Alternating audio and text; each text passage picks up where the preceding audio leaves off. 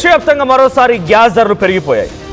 Domestic gas ధర ఇన్ని రోజుల వరకు కమర్షియల్ గ్యాస్ పైన సుమారుగా 50 రూపాయలు, 20 రూపాయలు, 30 రూపాయలు పెరిగినట్టుగా ఉంది. కానీ ఇప్పుడు డొమెస్టిక్ గ్యాస్ అంటే మీ ఇంట్లో మీరు వినియోగించేటువంటి గ్యాస్ ధర పెరిగిపోయింది. ఈ రోజు నుంచి ఎవరైతే బుకింగ్ చేసుకుంటారో మీరు అందరూ కూడా తప్పనిసరిగా ఆ పెరిగిన ధరలకు అనుగుణంగానే బుక్ చేసుకోవాలి.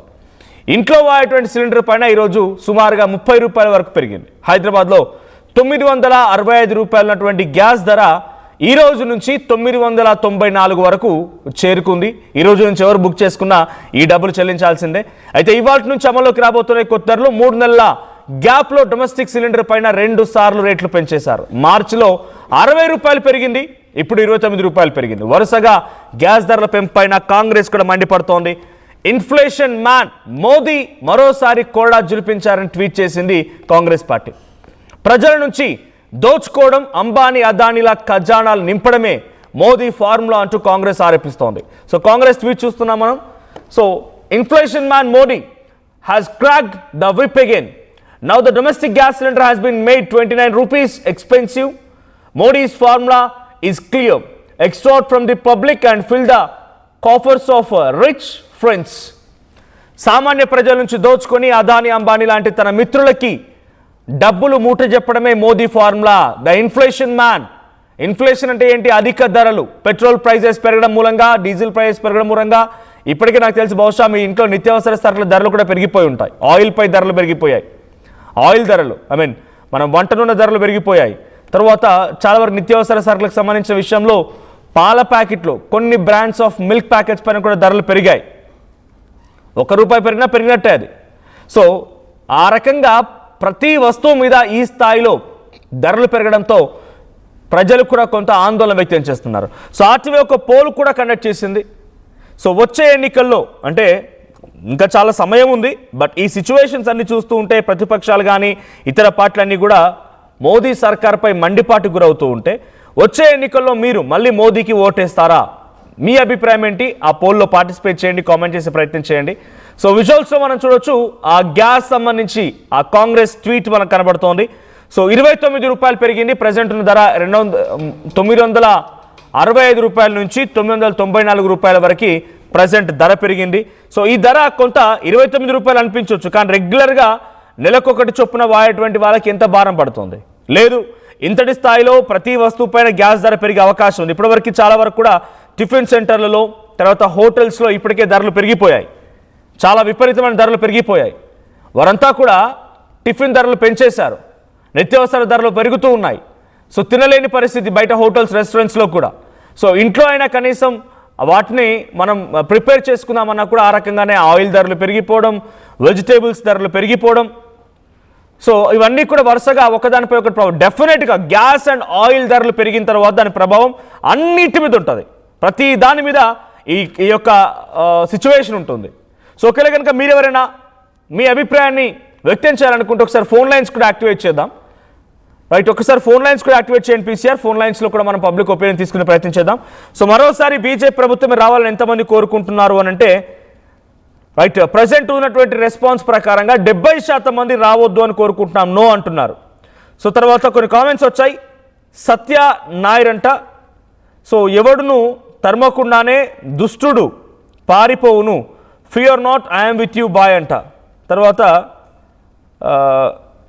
ఇంకా చాలా కామెంట్స్ వస్తున్నాయి. సో ఇంకా అక్కడ పెరిగేటువంటి ధరల విషయంలో రెస్పాన్సెస్ మాత్రం పబ్లిక్ వైపు నుంచి చాలా అగ్రెసివ్గానే ఉంటూ ఉన్నాయి, ఆగ్రహానికి గురవుతూ ఉన్నారు.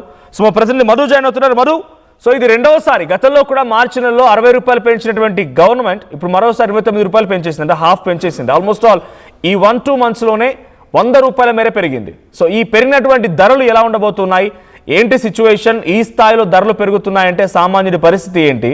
అట్ ది సేమ్ టైం ఇప్పుడున్నటువంటి సిచ్యువేషన్లో ఇన్ఫ్లేషన్కి కారణమవుతున్న సిచ్యువేషన్ కనబడుతోంది. ఆయిల్ ప్రైజెస్ మూలంగా బయటికి ఏ వస్తువులు కొనుక్కోలేకపోతున్నాం, ఎసెన్షియల్ గుడ్స్ అన్ని కూడా ధరలు పెరిగిపోతూ ఉన్నాయి. ఇప్పుడు గ్యాస్ మరొక గుదిబండలా మారిపోయింది సామాన్య ప్రజలపైన. ఇటు కాంగ్రెస్ పార్టీ కూడా ఆగ్రహం వెలుగక్తోంది, ప్రతిపక్షంగా తన వాయిస్ రేజ్ చేస్తోంది. ఇన్ఫ్లేషన్ మ్యాన్ మోదీ అంటున్నారు. సో రియాక్షన్స్ ఏంటి పొలిటికల్ అండ్ సామాన్యులు ఏమనుకుంటున్నారు ఈ గ్యాస్ ధరల పెంపు విషయంలో? ఎగ్జాక్ట్లీ, ప్రపంచ యుద్ధం కారణంగా ఇరాన్ తర్వాత అమెరికా, ఇజ్రాయెల్ సంబంధించినటువంటి ఆ ఎఫెక్ట్ ఇంకా ప్రపంచం పైన ఇంకా కొన్ని రోజులు పడేటువంటి సిచ్యువేషన్ కనిపిస్తా ఉంది. ఈ ఎఫెక్ట్ ప్రపంచంలో ఉన్నటువంటి అన్ని దేశాలపైన, ముఖ్యంగా భారత్ లాంటి దేశాలపైన కూడా తీవ్ర ప్రభావం చూపిస్తా ఉంది. ఇప్పటికే కమర్షియల్ సిలిండర్ పెరిగింది, దానివల్ల హోటల్స్ కొన్ని మూతపడ్డాయి. తెరిచి ఉన్నటువంటి హోటల్స్ ఆల్రెడీ కస్టమర్ల పైనే దాన్ని తీసే ప్రయత్నం చేస్తా ఉన్నాయి. ఒక్కొక్క టీ పైన, టిఫిన్ పైన, మీల్స్ పైన, ఆహారం ప్రతిదానిపైన రేట్లు పెంచినటువంటి సిచ్యువేషన్ కనిపిస్తా ఉంది. ఇప్పుడు డొమెస్టిక్ సంబంధించి గృహ అవసరాలకు ఉపయోగించేటువంటి సిలిండర్ పైన కూడా రేటు పెరగడం అనేటువంటిది కాస్త దేశవ్యాప్తంగా ఉన్నటువంటి కుటుంబాల పైన భారం పడేటువంటి సిచ్యువేషన్ కనిపిస్తుంది. ఇంకా మరింత పెరిగే అవకాశం ఉంది. ఇది ఇక్కడితో ఆగేలా లేదు. ఇప్పటికీ పెట్రోల్, డీజిల్ పెరుగుతున్నట్టు, కమర్షియల్ సిలిండర్ పెరుగుతున్నట్టు, డొమెస్టిక్ సిలిండర్ కూడా పెరుగుతూ పోయేటువంటి అవకాశం కనిపిస్తా ఉంది. కేవలం 29 రూపాయలు, 24 రూపాయలే కాదు, ఇంకా పెద్ద ఎత్తున పెరిగే అవకాశం ఉంది. అక్కడ నుంచి హార్మోజ్ జలసంధి ఏదైతే ఉందో అక్కడి నుంచి సరఫరా కావాల్సినటువంటి గ్యాస్ నిలిచిపోవడము, ఉద్రిక్త పరిస్థితుల నేపథ్యంలో ఇది మరింత పీక్స్ కు వెళ్లే సిచ్యువేషన్ అయితే కనిపిస్తా ఉంది. ఇప్పుడు 14 కేజీల డొమెస్టిక్ ఎల్పిజి ధర 994 రూపాయలకు పెరగడం అనేటువంటి దాదాపు 1000 రూపాయలకు దగ్గరలో ఉన్నటువంటి పరిస్థితి. ఇంకా ఈ ఇరాన్ అమెరికా యుద్ధానికి సంబంధించినటువంటిది, ఇంకా ఈ ఉద్రిక్తమైన నేపథ్యంలో ఇంకా కాస్త చమురు పైన కానీ గ్యాస్ సరఫరాల పైన తీవ్రమైనటువంటి ఎఫెక్ట్ ఉండనుంది. ఇది మరింత పెరిగే అవకాశం కనిపిస్తా ఉంది. రేపు ఫ్యూచర్ లో ఇన్ఫ్లేషన్ తో ప్రజల పైన తీవ్ర ప్రభావం పడే అవకాశం ఉంది, భారం పడే అవకాశం ఉంది. దీనికి పొదుపు మంత్రమే దీనికి ప్రస్తుతం మన ముందున్నటువంటి మార్గం అనేటువంటి ప్రధాని నరేంద్ర మోదీ ఒక సూచన చేసే ప్రయత్నం చేశారు. గ్యాస్ గానీ, సిలిండర్ గానీ, కమర్షియల్ గానీ, విషయంలో గానీ ఆ పెరిగిన క్రమంలో 5 రూపాయలు, 10 రూపాయలు, లేకపోతే అంటే బిలో 1 డిజిట్, సింగిల్ డిజిట్ లోనే ఉండేది ఆ పెంపుదల కూడా. 5, 10, 9 ఈ రకంగా పెరుగుతూ ఉండేది. కానీ ఏకంగా ఈ మధ్య కాలంలో పెరిగినప్పుడల్లా 50 రూపాయలు, 40 రూపాయలు, 30 రూపాయలు ఈ స్థాయిలో పెరుగుతోంది. మార్చిలో 60 రూపాయలు పెంచేశారు ఆల్రెడీ. అప్పుడు కూడా ఇదే స్థాయిలో తీవ్ర యుద్ధం ఉంది. యుద్ధం మొదలైంది ఫిబ్రవరి 28న ఇరాన్, అమెరికా అండ్ ఇజ్రాయెల్ దేశాల మధ్యలో. ఆ యుద్ధం కారణంగా కొంత గ్యాస్ సరఫరా నిలిచిపోవచ్చు, గ్యాస్ సరఫరా ఆగిపోవచ్చు. ఇప్పుడు ఈ మధ్య కాలంలో కొంత సెటరేట్ అవుతోంది. అండ్ ఇండియాకి కొంత ఫ్రీ మూవ్మెంటే కల్పిస్తోంది ఇరాన్ అన్నట్టుగా ఇరాన్ చెప్తోంది. సరే, యుద్ధ ప్రభావం ఉంటే ఉండొచ్చు, కానీ ఈ స్థాయిలో 100 రూపాయలు పెరగడం ఏంటి? ఈరోజు 29 రూపాయలు పెరిగింది, మొన్న 60 రూపాయలు, అంటే ఆల్మోస్ట్ ఒక 89 రూపాయల వరకు పెరిగిపోయింది. అంటే నియర్ బై 100 రూపీస్ పెరిగింది. ఈ స్థాయిలో ధరలు పెరగడం ఎటువంటి ప్రభావం చూపించబోతోంది? అంటే ఇంతటి స్థాయిలో 100 రూపాయలు పెరుగుతున్నాయంటే ఇంకా ఇంపాక్ట్ పెరిగే అవకాశం ఉందా? ఇంకా రాను రోజుల్లో ఇంకా ధరలు పెరుగుతాయా?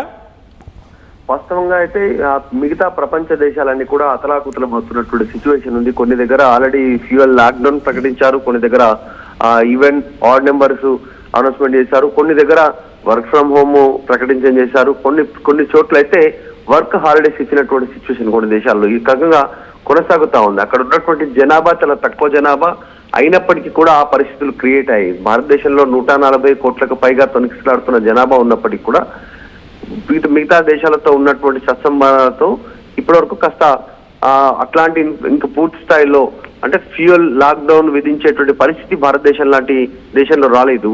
దాన్ని కాస్త దగ్గర నుంచి అబ్జర్వ్ చేస్తూ ప్రభుత్వం ముందుకు పోతుంది అనేటువంటి ఒక సూచన చేస్తా ఉన్నారు.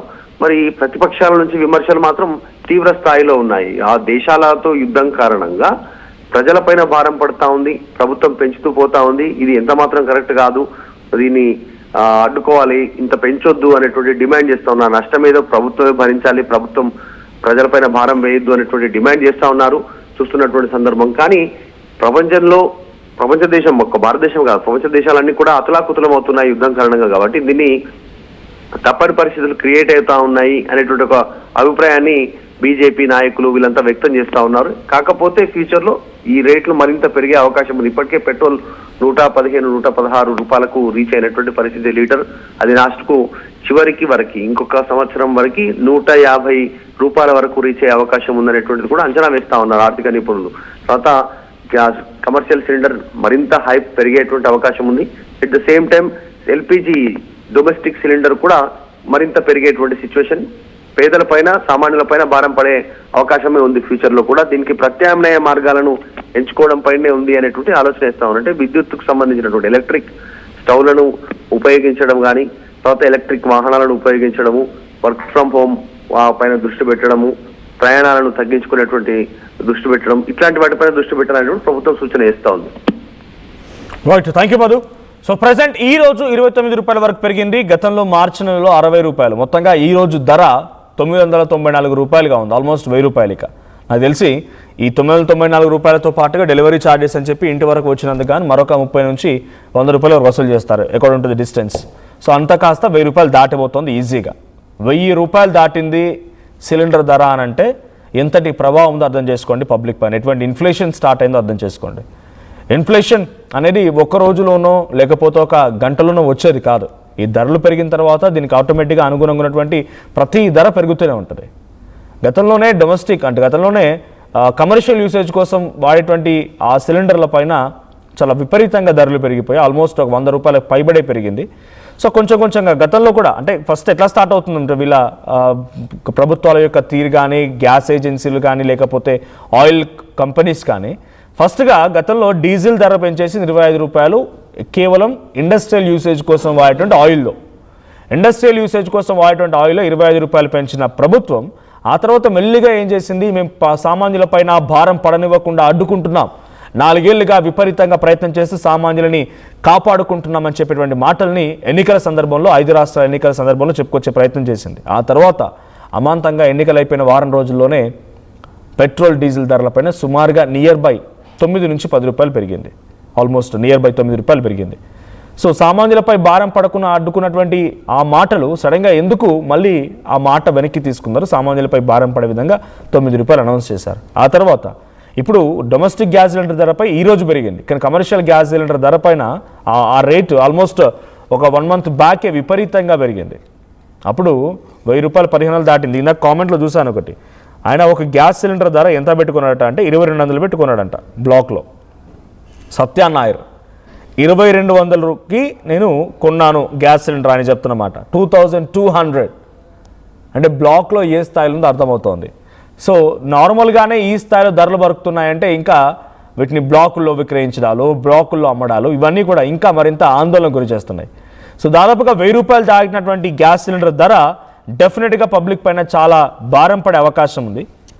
సో మీరు భయపెట్టొద్దు అని సత్యనారాయణ అంటున్నారు. భయపెట్టడం కాదు, ఇది ఇక్కడ జరుగుతున్న వాస్తవం. గ్యాస్ సిలిండర్ పైన ఈరోజు 29 రూపాయలు పెరిగింది. హైదరాబాద్లో 965 రూపాయలటువంటి గ్యాస్ సిలిండర్ ధర ఈరోజు 994 రూపాయలు ఉంది. మీ ఇంటికి డెలివరీ అయ్యేసరికి అది 1000 రూపాయలు దాటబోతోంది. ఇది ఎగ్జాక్ట్ సిచ్యువేషన్. సో బీడాలకి గ్యాస్ ఫీ ఇప్పించేద్దామంట, బీదలకి గ్యాస్ ఫీ ఇప్పించాలి అన్నట్టుగా ఆయన కామెంట్ చేశారు. లేదంటే వేరే మార్గంలో ఆహారం వండుకుందాం. వేరే మార్గం అంటే అందరికీ హైదరాబాద్లో ఉన్నటువంటి సామాన్యులు లేకపోతే కొన్ని స్లమ్స్లో ఉండేవాళ్ళు కూడా గ్యాస్ సిలిండర్ ఉంటే గ్యాస్ పెట్టుకొని వండుకోగలుగుతున్నారు. లేదా ఒక కట్టెలు కొట్టుకొస్తారా ఊరోళ్ళేగా, కట్టెలైతే అడవికి వెళ్ళి కట్టెలు కొట్టుకొచ్చైతే హైదరాబాద్లో అపార్ట్మెంట్స్లో వండుకోలేరు కదా. డెఫినెట్గా గ్యాస్ కావాల్సిందే, దానికి ఆల్టర్నేట్ రూట్ అంటూ మనం ఏం ఎంచుకోలేము. పబ్లిక్కి ఇప్పుడు గ్యాస్ పైన గవర్నమెంట్ గతంలో సబ్సిడీ అని రకరకాల ఏదో చెప్పి కొంత రిటర్న్ ఇచ్చే ప్రయత్నం చేసింది అమౌంట్ని, కానీ ఎటువంటి ఉపయోగం లేదు. కానీ తెలంగాణ రాష్ట్రంలో అయితే కొంత ఫ్లెక్సిబుల్ ఉందేమో, 500 రూపాయలకే గ్యాస్ సిలిండర్ అనే రకంగా ఏదో వాళ్ళు చెప్తున్నారు కాబట్టి హామీలో భాగంగా ఉంది కాబట్టి. సో అది ఇంప్లిమెంట్ అవుతుంటే కనుక డెఫినెట్గా అదొక బెనిఫిట్ అనే చూడాలి. సో బట్ అది ఇంప్లిమెంట్ ఏ రకంగా ఉంది, ఏ స్థాయిలో ఉంది, క్షేత్రస్థాయిలో చూడాలి. డెఫినెట్గా గవర్నమెంట్ పైన కూడా అంటే ఈ రకంగా అనౌన్స్ చేసినటువంటి గవర్నమెంట్ పైన కూడా కొంత ఎఫెక్టివ్ ఉండబోతోంది. సో కొన్ని కామెంట్స్ వస్తున్నాయి, ఆ కామెంట్స్ కూడా చదువుతాను నేను. సో ఆ కామెంట్స్ సంబంధించి మీరు కూడా కామెంట్ చేయండి. ఏంటి గ్యాస్ ధరలు పెరగడానికి మీరు ఎలా చూస్తున్నారు?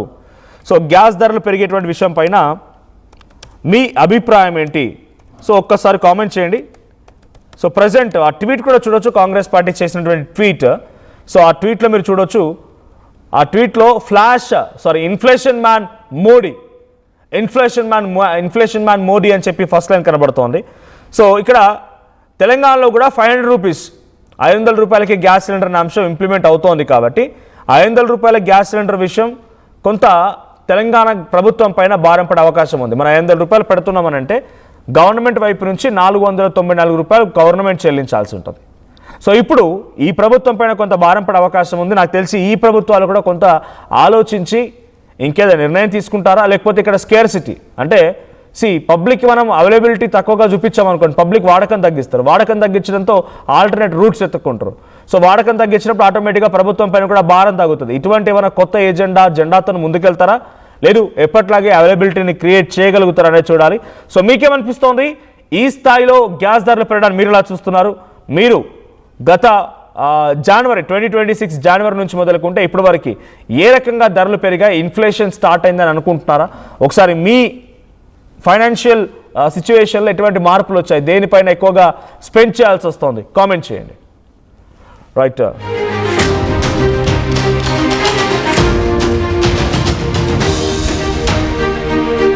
సో ఇంకా కామెంట్స్ వస్తున్నాయి. సో కామెంట్స్ నేను చదువుతాను.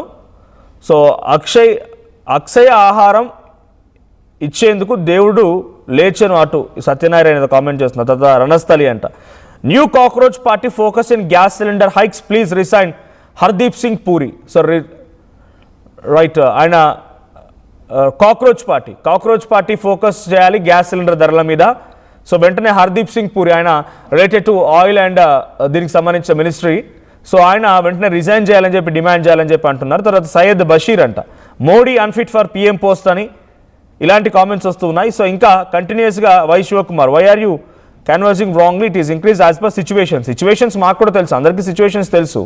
సో దీన్ని రాంగ్గా పోర్ట్రేట్ చేయడం ఏం లేదు, సిచ్యువేషన్స్ అనుగుణంగానే ప్రభుత్వాలు వ్యవహరించవచ్చు, దాన్ని కాదనలేం. కానీ దాన్ని ఎలా ఓవర్కమ్ చేయాలి? వన్స్ ఈ సిచ్యువేషన్ సెటిల్ అయిన తర్వాత మళ్ళీ పెట్రోల్, డీజిల్, గ్యాస్ ధరలు తగ్గుతాయా? 180 రూపాయలు పెంచేసి 5 రూపాయి, 2 రూపాయలు, అర్ధ రూపాయి, లేకపోతే పైసా 2 పైసలు తగ్గిస్తే ఇది చాలా డెఫినెట్గా ప్రమాదమే. వన్స్ పెరిగిన ధరలు నాకు తెలిసి చరిత్రలో ఎప్పుడు కూడా తగ్గిన దాఖలాలు లేవు.